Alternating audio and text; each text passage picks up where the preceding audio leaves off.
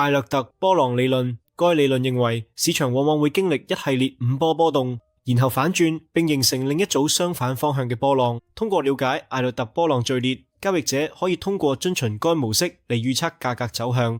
喺圖表上，我哋可以將每個波浪嘅點標記為1、2、3、4、5，仲有 A、B、C。佢而家有冇特定規則要確保一個走勢先可以算係有效嘅艾略特波浪？第一、第二浪唔可以長過第一浪，而且通常會回調到 0.618 嘅斐波契水平。第二、第三浪一定要係135浪之中最長嘅一浪。第三、第四浪一定要保持喺第一浪高位之上，而且通常會回調到 0.382 嘅斐波雅契水平。佢而家就有一個艾略特波浪實際運作嘅例子。